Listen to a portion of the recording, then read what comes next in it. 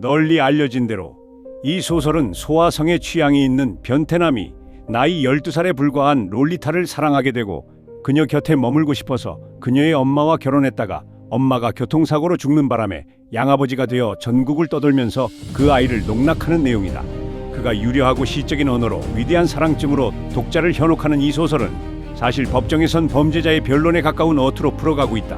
나보코브는 당초 러시아어 단편 소설로 썼었던 매혹자를 주변의 반응이 신통치 않자 없애버렸다가 10년도 더 지나서 영어로 된 장편 소설 롤리타를 결국 써내고야 말았다.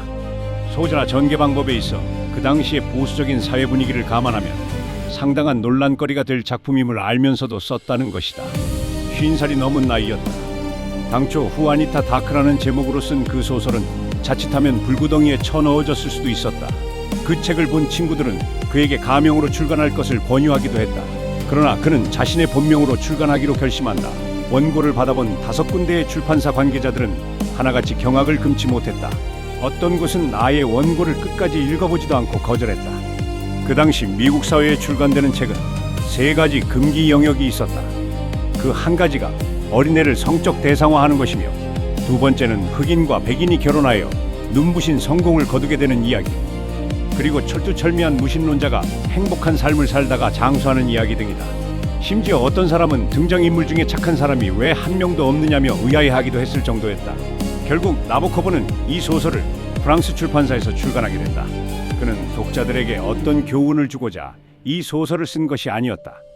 그 자신에게 심미적 희열을 주는 경우에만 소설로서의 의미가 있다는 주장을 꺾지 않았다.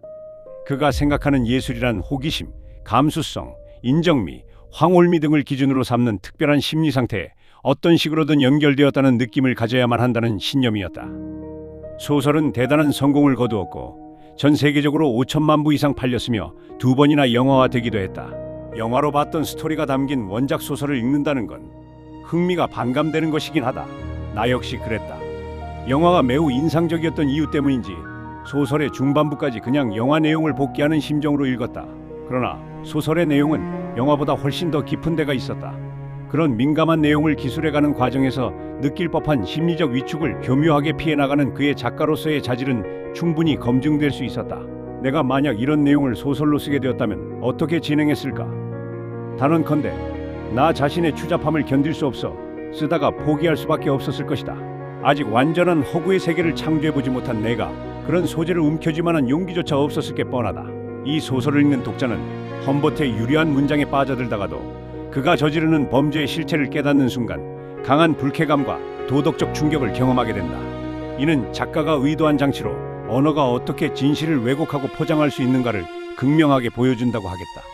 가장 대표적인 것이 바로 여자아이의 이름이다. 소설 속의 실제 여자아이는 돌로레스 헤이즈가 본래 이름이다. 그런데 소설 주인공 험버트는 그 아이를 자신의 혀에 가장 감미롭게 발음되는 로리타라고 부른다. 그것은 이름이 아니라 소리로 만든 쾌락이다. 이것은 험버트가 그 아이를 하나의 인격이 아니라 감각으로 소비한다는 증거가 된다. 돌로레스는 로리타라는 이름 속에서 험버트의 욕망을 담는 그릇이 된다. 로리타는 험버트의 욕망 속에 살아있는 허상이지만 실존하는 돌로레스는 원하지 않았던 고통을 감내할 수밖에 없는 아이다. 그러나 독자들은 돌로레스라는 아이의 이름은 잊어버리고 롤리타라는 가짜 이름만 기억하게 된다. 그것이 바로 언어의 함정이다. 돌로레스는 라틴어로 고통 또는 슬픔을 뜻한다. 돌로레스가 더 이상 험버트의 욕망 속의 롤리타가 될 수 없는 이유를 작가는 역설적으로 말해주고 있는 것이다.